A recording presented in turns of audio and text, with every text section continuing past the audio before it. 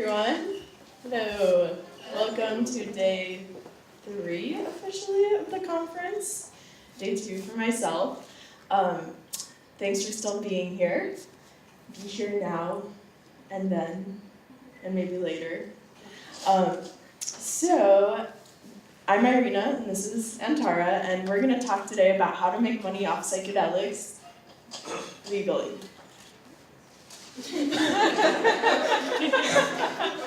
No, but really legally. We're not going to talk about the legal stuff.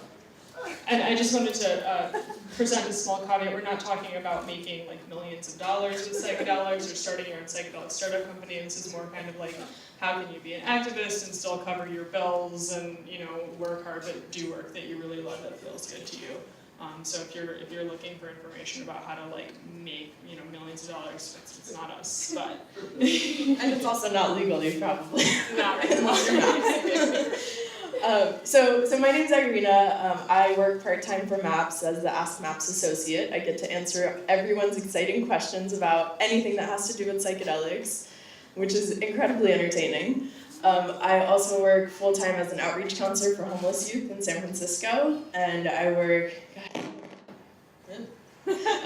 what are my other jobs? I work as a massage practitioner, and gosh, I think that's it for now. Yeah, as you can see throughout this talk, we'll talk about how like having a normal job nowadays is just not something that we do in the Bay Area anymore. So that's who I am, and my roots really started in drug policy reform. I lived in DC. I was really involved with Students for Sensible Drug Policy, was the chair of the board of directors, and worked for the Criminal Justice Policy Foundation, and did overdose prevention worked on the Good Samaritan law in DC, helped pass that, and did a lot of other stuff, but we'll get into that later. So. Alright, and I'm Antara. I currently work as a independent technology consultant in the Bay Area. As part of that, I work as the executive secretary for a nonprofit called the Society of Cannabis Clinicians, and I work as the registrar and communications manager for another nonprofit organization that our friend Chris Pezza mentioned yesterday, the Women's Visionary Congress. And I got my start in a rather unusual way. I graduated college and started working for one of the biggest steel manufacturers in Japan, in Chicago. I was doing inside trading, and then I went to grad school to study Japanese because I wanted to bring more translation into my professional life, and while I was in grad school I discovered psychedelics. So by the end of that journey, working in raw materials is just not going to happen anymore.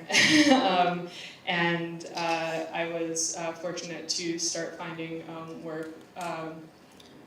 I started working with a company that sold ethobotanical products, so herbal medicines and so forth, and learned a lot about content management, search engine optimization, and so forth. And then just about 2 years ago, actually, I left that job so that I could start working with the Society of Cannabis Clinicians and the Women's Visionary Congress.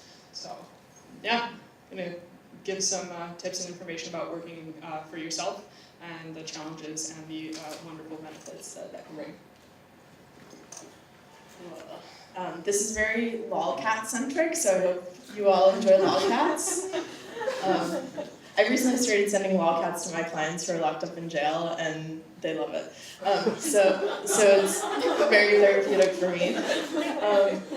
So the first question that I'm going to just kind of talk about right off the back is how to become a psychedelic therapist. How many of you here want to become a psychedelic therapist? Okay, cool. So I won't spend too much time on it, because there's really not all that much to say about it anyway, but there are a few. At this point, there's not all that much. But basically, number one is get learning. So, as we'll also talk about later, there are a lot of different ways to interact with altered states of consciousness. Right now, there's a lot of work being done in trauma therapy. Holotropic breathwork trainings are really amazing because you basically just like trip out and then process, and then, you know, it's like same thing. Hakomi method is a really like big popular movement, big type of therapy that a lot of people in the psychedelic realm are also getting into. Body work, which is used in MDMA therapy sessions with the integration part. Music therapy, somatic therapy, really experiencing your body. drama therapy. There are really awesome alternative therapies out there that really teach you a lot about psychedelics while you're practicing these other types of therapy too, and are really easily applicable to the psychedelic realm. So definitely, like, as you're thinking about it and you're like, well, what do I do? Do I go to grad school? Do I like get a license? How do I become a psychedelic therapist? I would recommend checking out these different types of therapies, but also keep in mind that at this point, we don't really know what it's going to take to be a psychedelic therapist once MDMA is legalized, or once other psychedelics are legalized too. At this point, in our clinical trials, only one person actually has to be a licensed practitioner to hand over the substance, the medicine, to the person. But by 2021, when hopefully MDMA will be legalized, we don't exactly know what that process is going to look like. We don't know if you'll need to be licensed in order to actually sit and do the actual therapy part of the interaction. And in our clinical trials right now, the people participating in it do not have to be licensed. So they obviously have to have some sort of experience in mental health. We're not just like picking people, off the street being like, oh, you did MDMA once, come sit for us. So there's definitely a thorough process, but a lot of people ask, like, should I go to grad school? Should I not? Should I get licensed? Should I not? At this point, I don't know. At this point, I would say, like, really focus on different ways that you can study altered states of consciousness, work with altered states of consciousness. If you feel like you want to get a license anyway, regardless of whether or not you'll be able to use that license to work with psychedelic substances, then do it. But if you're getting a license specifically just to work with psychedelic substances, maybe you want to wait a little bit, because maybe at some point there will be a different program that you'll have to do anyway in order to become a licensed therapist for psychedelics. So, volunteer with the Zendo. Does everyone know what the Zendo is? No? Someone say no? Okay. So the Zendo, it's the psychedelic harm reduction space that's run by MAPS. It travels to different events, travels to Burning Man, basically helps people while they're having difficult experiences. People walk in there, they get 2 sitters that sit with them, and instead of guiding them through the experience, they're just kind of there, and they're like, all right, cool, you want some food? You want some snacks? Some water? Well, we can talk things through if you want, or just sit with you, or you can take a nap. So doing that kind of psychedelic harm reduction work is really helpful in getting a network set up and starting to get to know the people involved doing the work, and also in getting practice. You're not like going deep and doing the like super hardcore inner therapy work, but you are getting practice holding space for someone. Networking, go to conferences, go to events. Good job, guys. Already doing it. There's the Horizons Conference in New York City. MAPS will be having a conference in 2016? 17, thank you. Yeah, it's already 2015, shit. And yeah, just go check out the MAPS events calendar and come to the Bay Area, because that's where it's all happening. And here. And volunteering, just get your foot in the door, like in any way that you can. Just start volunteering at the Zendo, start volunteering like with this amazing student organization, with Students for Sensible Drug Policy. Get in there and start getting people to like recognize your name, even if the only reason that they're recognizing your name is because you just handed them a glass of water. Anything that you can do to get in there is gonna help you eventually become a psychedelic therapist.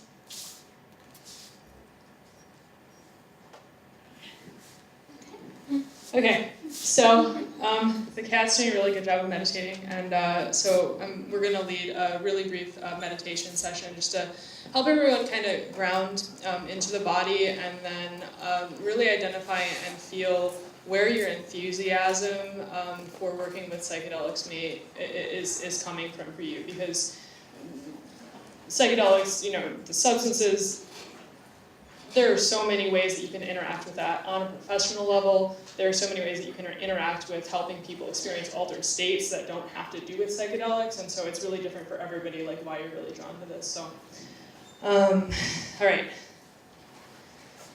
So just you can leave your eyes open, you can close your eyes, it's up to you. And take a few nice deep breaths, filling the lungs from the bottom to the top. And then emptying the lungs from the top to the bottom.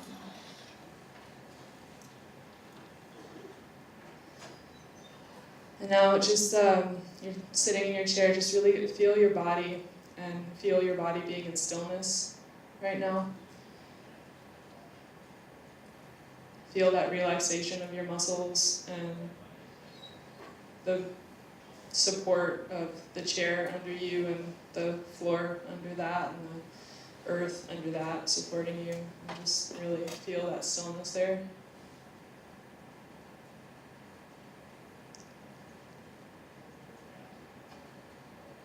And then take a moment and listen to the silence in the room.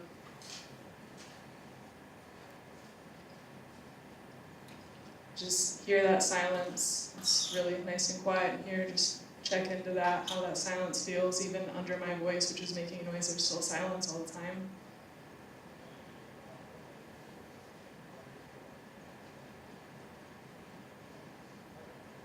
Any thoughts arise, just again, check in with that silence and let them go.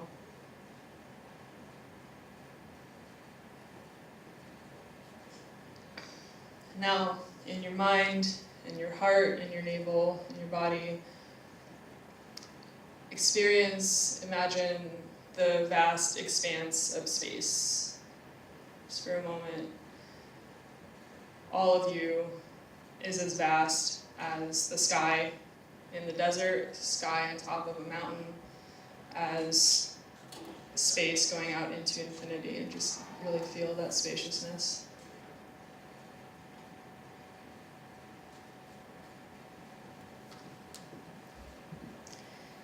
Now think about one of the first times that you were really inspired by psychedelics. Whether it was a psychedelic experience that you had, or it was an article that you read, or you heard somebody talking about an experience that they had. And just really tap into that feeling that you got, that first aha moment.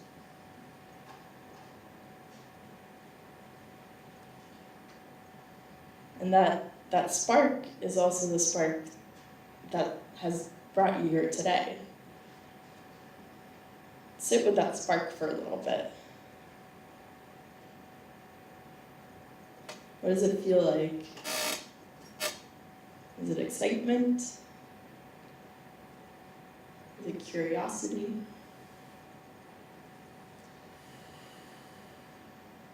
Is it freedom?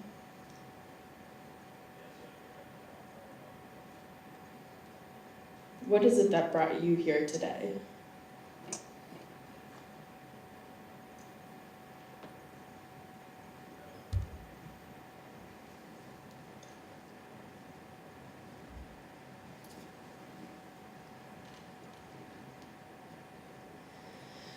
All right, thank you all for joining us there, and hold on to that feeling of that spark in your body and your consciousness as we continue on here. So that spark is really the seed of your passion. It's the seed of what is going to drive you forward as you move into creating the career that you want, even if the career that you're hoping for doesn't have anything to do with psychedelics. There's still a spark there that is going to seed and kind of guide the way you move forward. For example, my passion, my personal journey, I experienced a lot of health challenges for much of my life, and I also experienced a lot of physical and psychological trauma due to allopathic treatments for what was going on with me. And when I started using psychedelic substances, I experienced a great deal of psychological and physical healing, and it also helped me tap into a lot of different traditional plant medicines that have helped me heal in a lot of ways, many which would not be considered psychedelics, but which have allowed me to experience health and life without chronic pain in a way that I never thought was possible. So for me, my passion is really, it's about preserving those plant medicines that we still have access to, as well as preserving and communicating about those traditions that teach us to use those medicines, those indigenous traditions that we have as our ancestral heritage that teach us to use those plants. And so that's something that I use to guide me when I'm deciding if I'm going to take on certain work. Not all of my work is related to that, but all of it has to be in harmony with that. And for me, my passion is unfucking the fucked up system that is our society, but more specifically, and gently said, my passion is really giving space to people who don't have a voice and helping them process and move through past experiences that this society has unfortunately led them to have. So basically, like, giving room for people to actually be able to, fulfill all of the levels of Maslow's hierarchy and get to a place where they're actually able to experience the world from a happy and healthy perspective.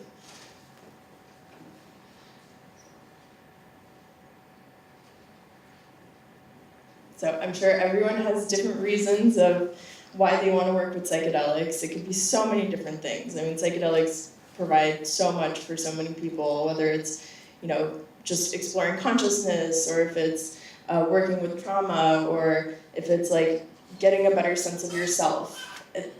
It's unlimited. If it's making cool art, anything. There are unlimited possibilities. So just really tune into what it is that brought you here, because it's not just like, oh, I, like psychedelics, because there's more to it than that. And I would encourage all of you to, if you have a notepad or you have a phone and you're having ideas right now, like, take a moment and jot that down and look at it later, because this is something that, it can take years to really develop, like, a strong mission statement, but, like, if you start to look at these seeds now, they'll grow spontaneously and naturally, so. All right, so we're going to talk about making a job for yourself. Both Irina and I right now work in ways where there's no single organization that is covering all of our needs for financial support, and it's just really been a matter, for me anyways, of identifying the skills that I have and the capacity that I have, and then finding work that suits those skills. So when I was in college, the message that I was getting was that I needed to tailor myself to fit a job that I might like. And so I was trying to study certain things and do certain things and get certain internships so that I would fit into this specific mold of something that looked kind of good. And what I've really discovered is that it's more, at least working independently or working for more than one organization, I have the option to pick and choose and say, this is what I'm good at and this is what I like doing, and so I'm kind of creating and tailoring my job to suit me, which means that I use my energy in the best way that I possibly can be at every moment, hopefully.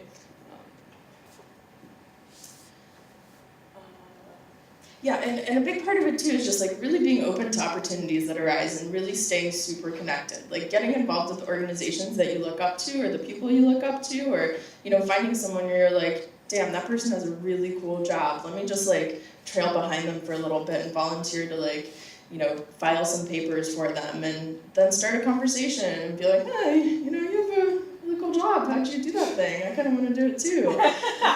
And be like a little up in their space, like attach yourself to those organizations that you really like, and keep asking, like, what can I do? What can I do? These are my skills. How can I help you out? And eventually, just by knowing the people, especially since this is such a connected community, the psychedelic community is relatively small, and especially in the sense of people who are actually getting paid to do the work. So, get in there and offer up your skills and be really concrete about what it is that you also have to offer.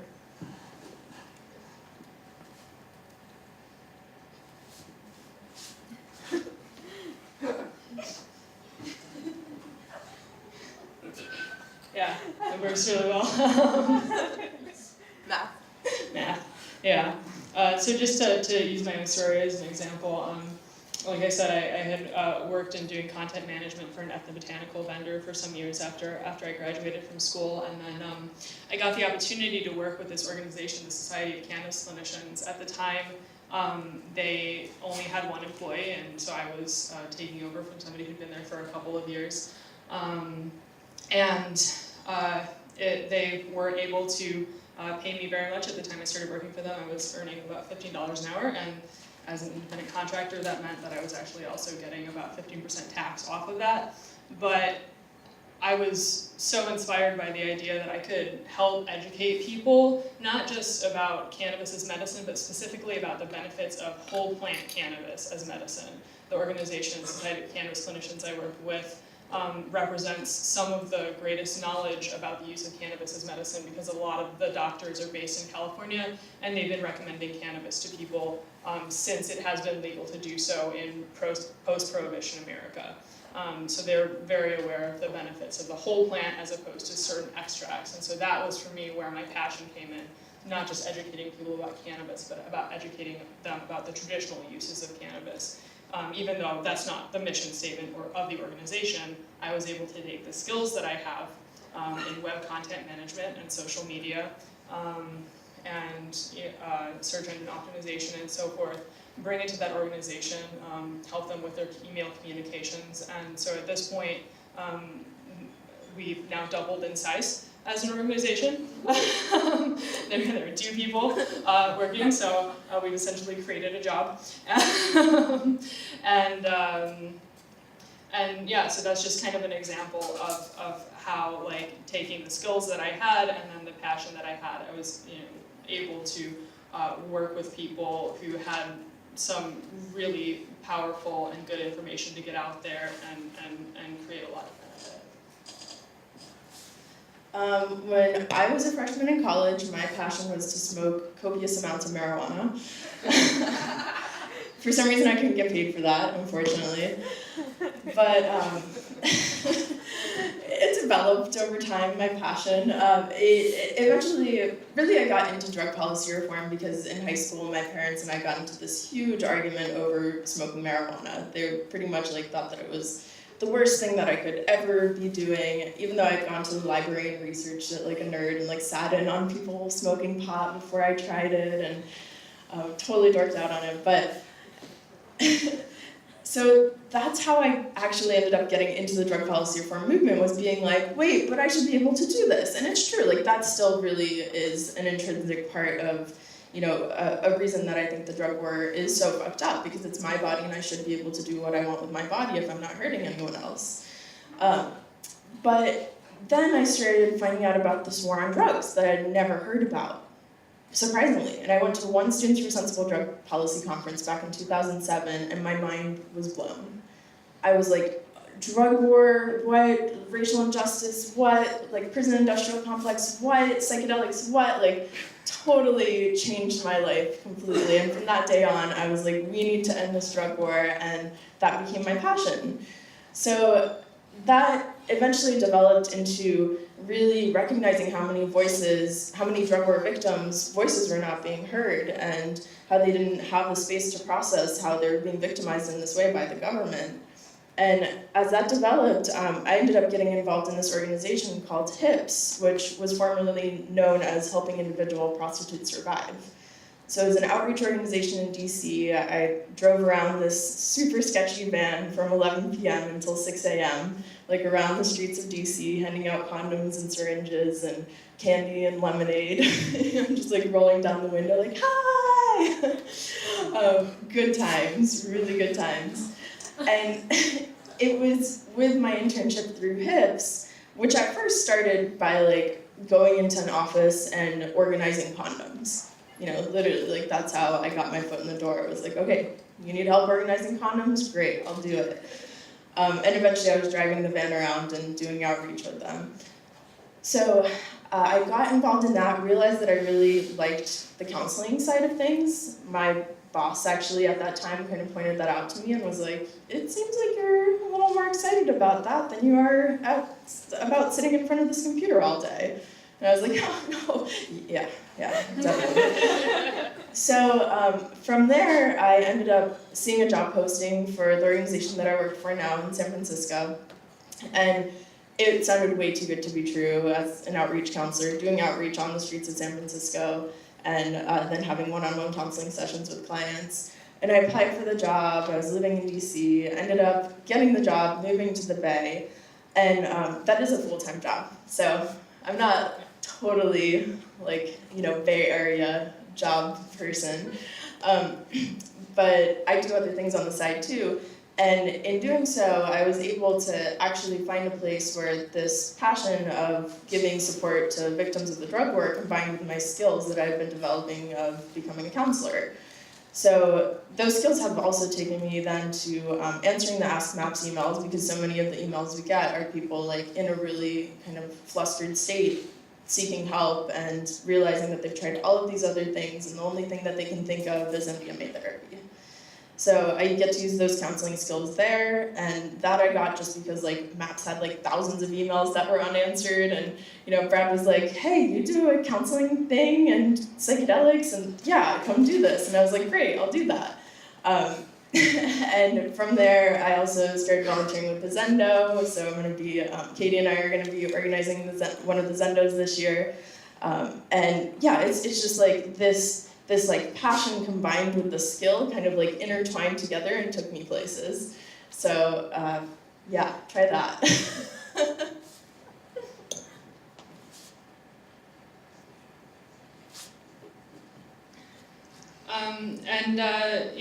As you're thinking about this, keep in mind that there are many different fields where your passion can really drive you and pull you. So for example, there's activism, as civil disobedience Kat is demonstrating.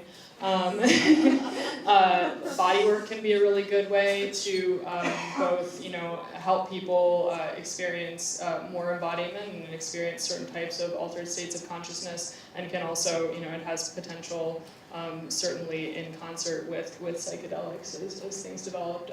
Herbalism is something that I'm really interested in, and I've been fortunate to work with several companies that create herbal medicines.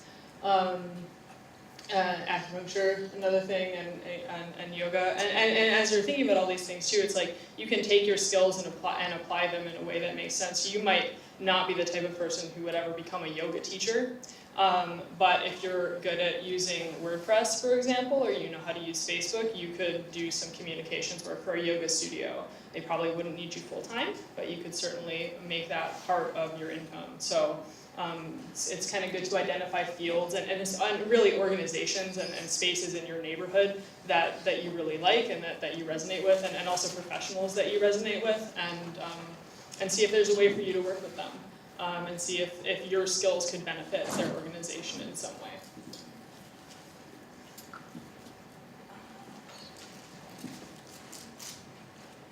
Yeah, and there are altered states of consciousness everywhere. I mean, psychedelics are certainly not the only way to get there, as you all very well know. I mean, even the meditation earlier, that was an altered state of consciousness. When I visit my clients in jail, it's pretty much like we're having an MDMA session.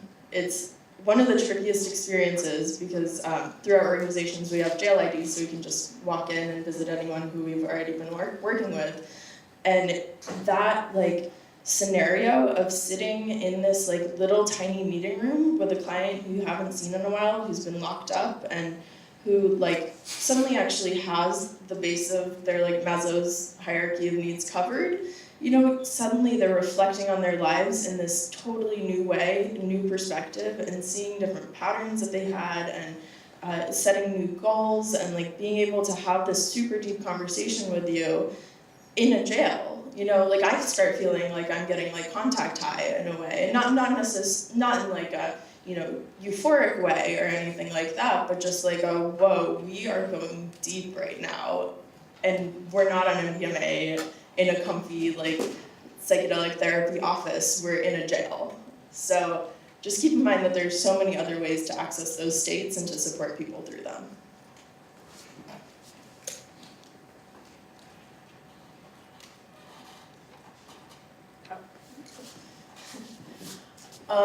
So yeah, there are plenty of ways to find what you're looking for. These are just some organizations that I've either worked for or volunteered for or have gotten money from. And yeah, just to show you and this is kind of sort of chronological order, bottom up. And just followed that path of oh, let's try this. Oh, okay, that made a connection here. And oh, that person told me about that. You just got to be really open and follow whatever leads life is giving you.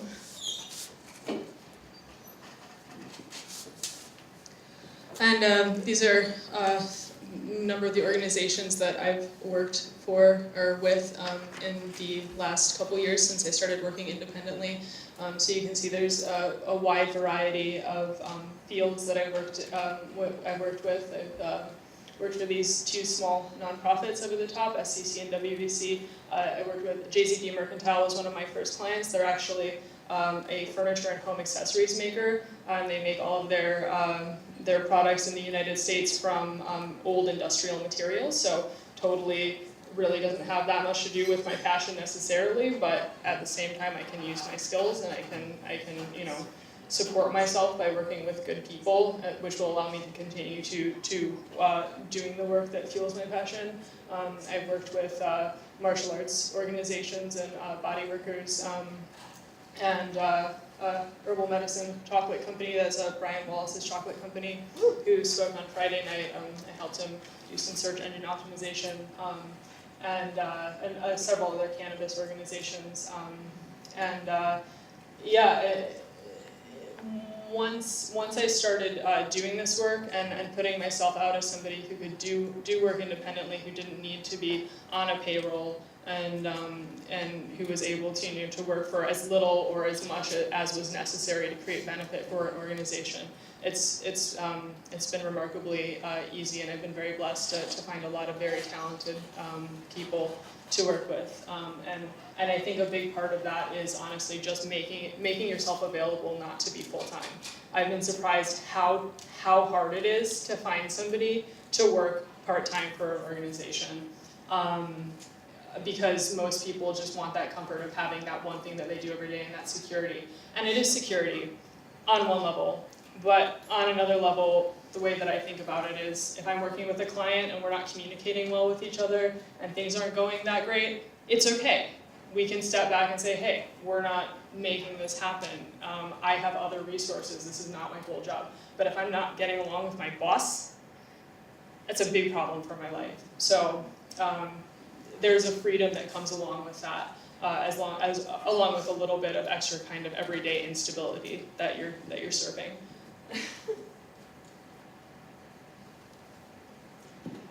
All right, so I'm going to talk a little bit about working as an independent contractor and what that means, and again, some of the benefits and some of the ways that you can kind of look for independent contracting opportunities, and then also some of the things that you need to be aware of as an independent contractor.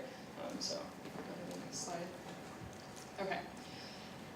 So one of the first things that I've learned, especially when you're working on finite projects, so if you're coming in and you're saying, hey, I'm going to help you develop a social media network, or I'm going to search engine optimize your website or something, it's really important to develop a contract, and this is a way of setting boundaries between you and the client. So it's both saying, here's how much work I'm willing to do for you, and here's approximately how much it's going to cost, and then it's also saying, like, here's the capacity of what we're doing together. A lot of the businesses and professionals I work with, the people that manage them, that own them, are extremely talented, but they don't have that much experience with social media, for example. And so it's kind of my job to lay out, like, this is how much benefit you can expect to get from this, and this is the limitation of this. This is not like, it's not going to fix all of your organization's problems, and it requires a certain level of maintenance. So it's just a way of, just setting boundaries is important. And it's especially important,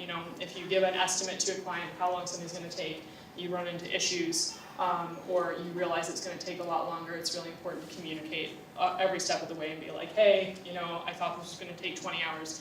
There's this big issue with your web host, and it's probably going to take more like 30, and just to communicate that as soon as you know. Another thing, in terms of setting rates, I've done a lot of work as a consultant for the first time that I've never been paid to do before. For example, last year I got the opportunity to edit a book on cannabis therapeutics. And I know a lot about cannabis, and I resonated really well with the author, and she's a really brilliant woman from Texas, and I wanted to do the project. And I have a master's degree, I've edited academic papers, but I've never professionally edited before. So I gave her a rate of $25 an hour for that project, which is about half what a professional editor would charge as a freelancer. And if that were the only money that I were making for that project, it would be a problem for me. But since I had other work, I was able to make that functional. And now I'm going to have a book in my portfolio. And so the next time somebody comes to me with editing work, I can show them that as an example of my work and have good testimonial with my client, and then I can present a higher rate. Even though as a contractor, you definitely you pay more in taxes, and you do need to have a higher rate than somebody who's working as an employee of a company, it's okay to start at a lower place and just be really honest about like one of the first clients I had. I walked in the first day to do social media coaching with this client, and the woman looks at me and she says, "Well, the computer that had the website for our company just died, and it was the only computer that could run the program that could make that website happen. Can you help me build a website?" And I had worked with WordPress before, but I never built a website, and I was like, I never done this before, but I think I can help you, and if you're willing to work with me, I think we can do this together. So I worked at probably about $20 an hour building 2 websites for this woman, and by the end of that project, I knew so much that I didn't know before, and it came from just being really honest about where I was at. Exploring work with small nonprofits. NAPS and the Drug Policy Alliance and SSDP are large nonprofit organizations. They've been around for a long time. They have a decent number of employees. They're still pretty small organizations. But MAPS has been around for 29 years, for example. And when MAPS started out, they only had 1 employee. And this is how a lot of nonprofit organizations start out. They need 1 person who's good at communicating, who can use technology, who can get the word out, who can manage membership and that sort of thing, to come in and probably work part-time just to get things moving forward. And then the organization can build from that. The nonprofits I work with, I always choose to and want to take a much lower rate than I would charge to my for-profit clients, because it's a form of, in a way, paid activism for me. I want them to be successful. I want to give them all the benefit of my experience, and I also benefit and learn a lot from the mentorship opportunity I have of working with people who, are starting psychedelic nonprofit organizations. I mean, come on, it's amazing. And so that's where I get to intergenerational super teams. Right after I started working with the Society of Cannabis Clinicians, about a month later, I went to the Psychedelic Science Conference, and I met the 3 women who are on the board of the Women's Visionary Congress. The Women's Visionary Congress is an organization that was started in 2007 in response to the incredible lack of women speaking at psychedelic conferences and events. Every year, Women's Visionary Congress holds a gathering. Right now it's happening in Petaluma. The next one's going to be in June. And we bring mostly women speakers and a few men to present about their explorations into altered states of consciousness, be that psychedelic research, be that dreaming. All of these things come into play. And that has been the most tremendous opportunity for me, because the women that I'm working with have been working in the psychedelic movement, some of them since the 1960s, when all of this started moving forward with that great consciousness revolution. And it's given me the opportunity to learn so tremendously much and to receive mentorship opportunities that I never found in the capitalist professional work world. And it's also allowed me to use my skills to the great benefit of communicating the words and the wisdom that these women have to offer to our community. So a lot of baby boomers, for example, they have some resources, they have great ideas, they've been working for a long time, they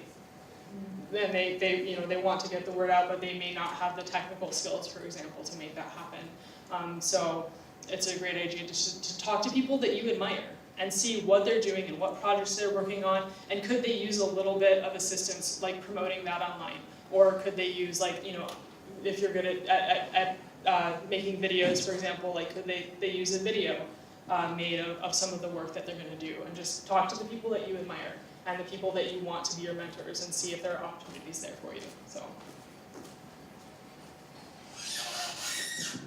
And then this is the not so fun stuff about being an independent contractor. Cookies are not office supplies, and the IRS won't let you get away with that. As an independent contractor, the calculation's a little bit confusing, so I'm not going to go over it here, but basically there's a level at which you're going to start paying about 15% of your income as tax to the federal government. So that's something that you need to keep in mind as you're setting your rates, and also as you're making money throughout the year, keeping in mind that you're probably going to have a pretty hefty tax bill at the end of the year, and you're going to have savings to get ready for that to happen. The good news is that you can take tax deductions. Travel is a big one. For example, my travel to this conference is a tax deduction because I'm being paid by Evergreen, and so I'm permitted to take a deduction for that, for all of the food that I eat while I'm here, for any lodgings I have. These are all deductions. What that means is I'm not getting taxed on that income. So, for example, also Burning Man is a tax deduction for me because I go there and I do professional networking, and as long as I can prove that some interaction that I had at Burning Man was related to something that made money for me, it is a tax deduction. So these are beneficial things, and it can be good like the first year or so that you're working as a contractor to not worry so much about putting money out for things like going to conferences and going to events that allow you to meet people and make connections, because that means that you're paying less tax. So even if at the end of the year you break even, or you have to like receive support in some other way, you'll get benefit from that, but then you can move forward into making more money next year. So it's worth it to think in the long term. The other thing to think about is health insurance. The Affordable Care Act is a little bit problematic for independent contractors who are making more than a certain amount of money. The good news is when you start out as an independent contractor, if you're making less than $2,000 a year, you can pay as little as like $1 to $2 a month for health insurance through the Affordable Care Act. That's awesome. You mean 2,000 or 20,000? 2,000. 2,000 a month. Okay. Okay. 2,000 a month, yeah. Once you get above that threshold, it starts to get much more expensive very quickly. And it gets to the point where you could be paying as much as $300 a month for basic health insurance coverage. That's usually around, I think it's around a $40,000 a year range where it starts to get to that point. And you really should get the health insurance, because in 2015, if you don't have health insurance through the Affordable Care Act, you will get a $695 fine on your taxes, or 2.5% of your taxable income for not. And that means that you don't have any health insurance. So if you go to the hospital, you're still paying money. So kind of sucks, but at the same time, when you're starting out, it does support you in terms of having insurance. The other thing that I want to mention about health insurance, allopathic medicine doesn't work well for me, and I've had some health challenges working as a contractor the last few years that I've been working through. So one thing that I've done is do work trade with body workers. I'm doing work trade with a somatic integration therapist. Usually I would not be able to afford this man who's incredibly talented, but because I'm doing work trade with him, I'm able to receive treatment. I've also done work trade with acupuncturists and herbalists to receive treatment, and that's great because you're not making that income and you're not getting taxed on it. It's just a straight up trade, so, yeah.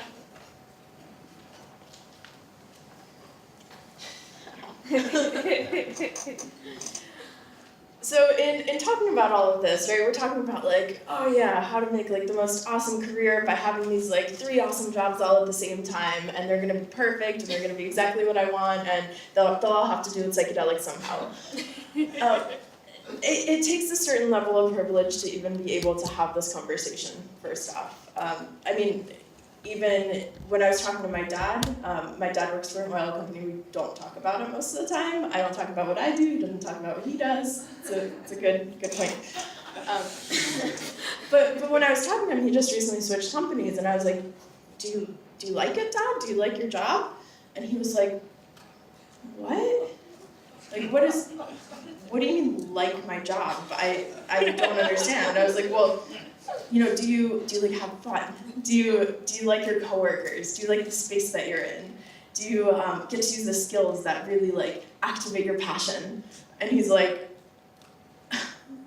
well, it gives me money. I can eat and have a house. And I realized that like we were just talking on totally different levels.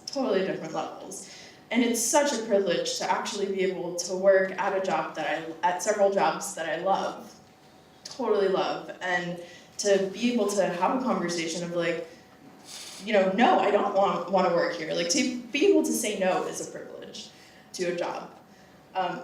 So just wanted to like kind of bring that up, that this is a very privileged conversation that we're having, and it's not one that the majority of the people in the United States or in the world can have even. And yeah, the cultural. Yeah, and I also just kind of at the end of this, I wanted to bring up an issue of culture and cultural respect. So as an independent contractor, I work with lots of different people who come from a diversity of cultural backgrounds. And I find, especially when I'm coming into a space and I understand that I am privileged in comparison to the people that I'm interacting with, that it's really my job to accept and adapt to their cultural traditions. Just as an example, I go to do sweat lodge ceremonies with a local Native American church group, and several times we've had women come who would prefer not to cover their shoulders and to wear a skirt, which is what is traditional for women to wear. And they get upset and they say, it is my tradition and my spirituality to show my body to everybody. And this is my temple and I want to share that. And so they create some strained energy in that space. And so I just want to ask you, like, as you start, moving forward with your careers and interacting with different people, just remember that unless somebody's tradition in their space that they're asking you to follow is crossing a hard boundary for you, it's your responsibility as a privileged person to adapt to that tradition. And if that tradition does cross a hard boundary for you, you need to leave. And hopefully that will help.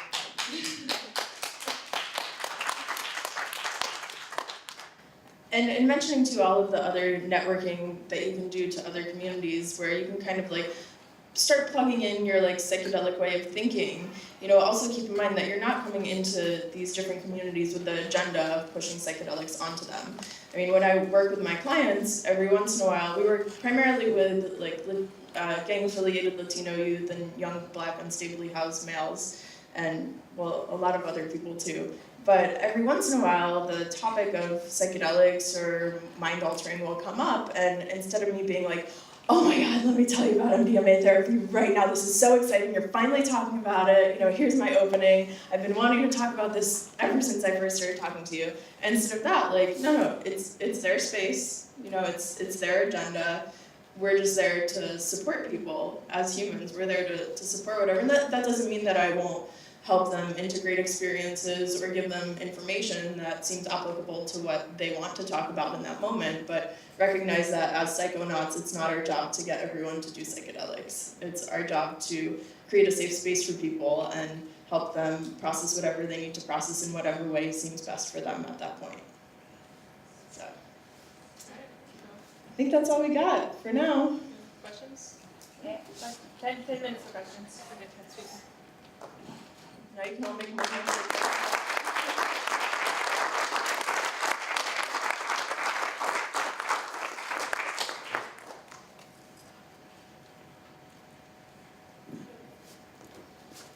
Questions come to the Yeah.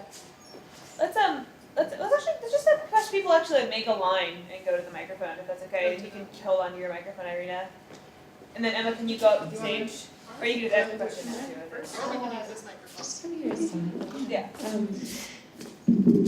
So at the beginning you asked folks to raise their hands if they wanted to be psychedelic therapists, and I hesitated because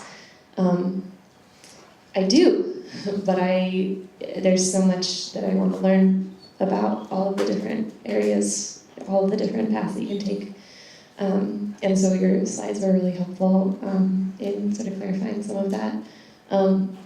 So thank you for that, for opening up discussion about all sorts of, because I thought, I don't want to be a clinical psychotherapist, but I do want to work with psychedelics and healing modalities. So a lot of the different sort of the somatics and the, I don't know if, I don't forget if expressive arts therapy was up there, but that's another one that I think could be so helpful.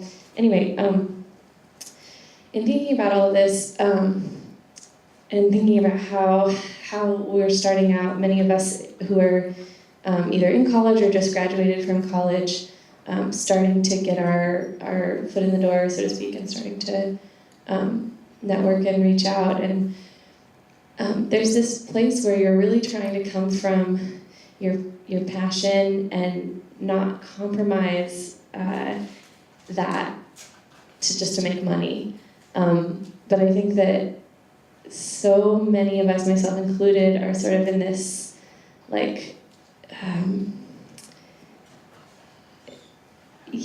it's a building from integrity is just so much more complex and more time taking. It just takes a lot of time and a lot of effort to build one's income from a place of integrity. And so I guess one question that I had is just if you have any personal experience and insight into just the patience that it takes to stick with it, and then I have a question on top of that, which is, well, maybe I'll wait for there's other folks who have questions, so I'm gonna wait till it's passed around. So if it comes back to me.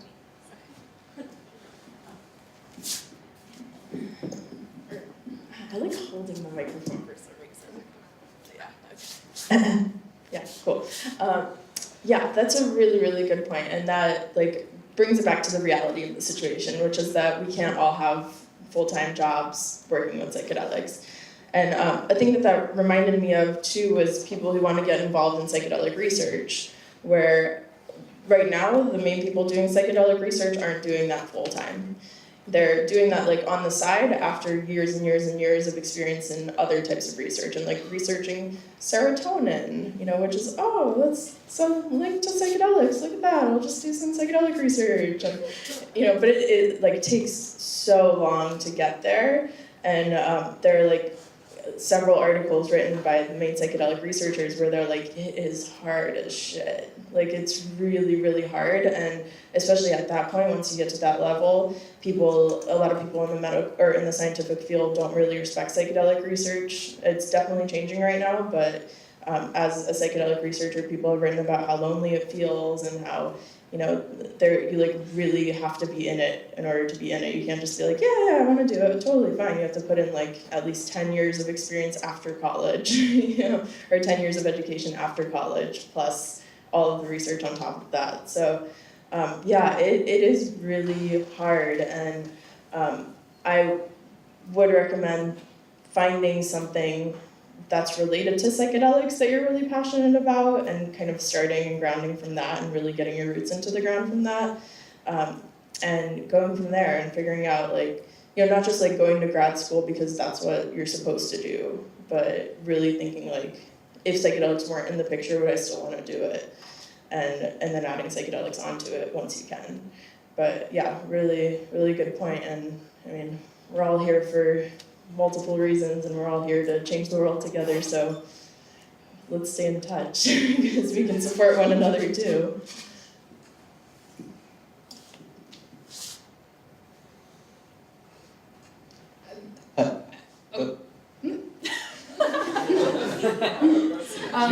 I'll just make one really, really brief statement, and I'm not sure if this will be helpful or not. I mean, I know everybody's situation is different, but there was about a year after I started working as an independent consultant where I was not covering my bills. And I was making just enough to but then I was really cutting into my savings. And I'm fortunate that I had savings. I'm fortunate that I'm privileged. Also, my savings came from working in the steel industry. And we primarily were supporting the production of refrigerators, automobiles, coffins, and tanks. So, you know, a lot of what it was for me was trust at that point, and just trusting that the place that I was in when I created those resources for myself was not healthy and was not good for me and was not good for the planet, and just trusting that, okay, I'm eating my savings right now, like I'm running out of money, and it's gonna be okay because I know that I'm working hard, I trust myself, and I'm making more connections every day. And so I was able to pretty much catch myself just at the right moment, and it's been okay. So hopefully that's encouraging. Yeah. Okay. I have a question. My name's Tommy. You opened up a few things for me through your talk. Part of in the meditation of remembering your first experience, I kind of laughed out loud because it turns out my first experience was for a project in 4th grade. And we had a list of things that the teacher wanted us to do quick skits about, or a presentation of. And me and a friend were given hallucinogens. Not given hallucinogens. But that Was it through DARE? That was our topic. It was not through DARE. It was just at it was at a military-based school, Dodds School overseas, and I was really confused. But we kicked ass, and for some reason, we're really tapped into that, even though I hadn't even really heard of them at that point, obviously, you know. And we did a whole like skit where we were chasing a rabbit around the room, and just really like somehow in it. We had older brother influences maybe that helped us, you know. But the next year I moved, and I'm about 11, and I'm diagnosed with rheumatoid arthritis, and so I began my chronic pain journey, and they didn't come back together until many years later. But the reason why I really started stepping into entheogens and plant medicines was to restore my body from all the medicines that were approved for adults but not for children, everything they pumped me full of, the diet that they didn't really help me monitor well, and all the misinformation that I was given. And so in some ways, like, part of me wants to like backlash at military doctors or whatever doctors who would be like, well, why'd you treat it this way? Well, I want us to like really think, because, you know, like, I was hinted, the seed was planted for psychedelics before the illness came, and then I was able to work through that disease and find comfort. And so it wasn't, for me, when I think about becoming a psychedelic therapist, I've never really thought about it in those terms before. It was more about like finding equilibrium with myself and learning things through like meditation, like having to stop and talk to my knee so that I can continue walking before I knew anything about like mind-body medicine, supposedly. And I guess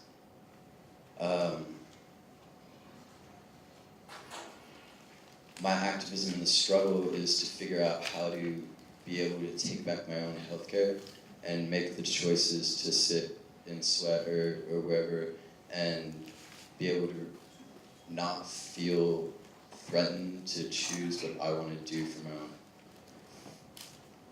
healthcare when I didn't really have a choice when I was 11. It was like, here you go, this is what you got, this is medicine, take this one for that one, this one's gonna hurt, so take that one, come back next week. And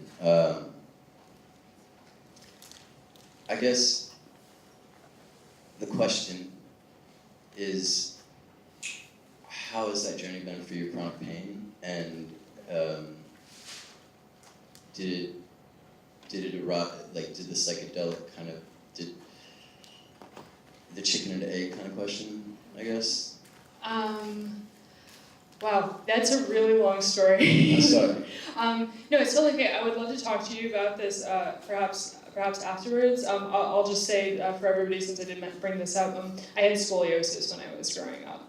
And through working with psychedelics and a number of other medicines, I no longer am diagnosable as having scoliosis, and I no longer am experiencing chronic pain. I definitely feel you on this journey of being given a lot of misinformation, and I'm really now in the process of healing my body mostly from the allopathic medicines that I was given. And I found that working with organizations that provide really good information with people about plant medicines has been very healing for me. And so if you haven't thought about it, I would at least maybe start thinking about cannabis. That's something that I want to bring up for all of you because the cannabis industry is taking off right now, and money is starting to flow into it, and there are people that want to invest millions of dollars into it. And even as you're starting to build your career and figure out do I want to be a therapist, do I want to study this, do I need to make some money, there are going to be more and more job opportunities in the cannabis industry. And for anybody who's interested in that, please come and see me afterwards, and I can connect you with a staffing organization that I know that is starting to help people find good positions in the cannabis industry. So I will, thanks. I actually work for a 502 production in Tacoma right now. Spitting Heads, Noble Farms. Excellent. Yeah. Very good. Great, So you're on it. I'm ready to tap into that. You're on it. Perfect. Sweet. Part time. Right time. Okay.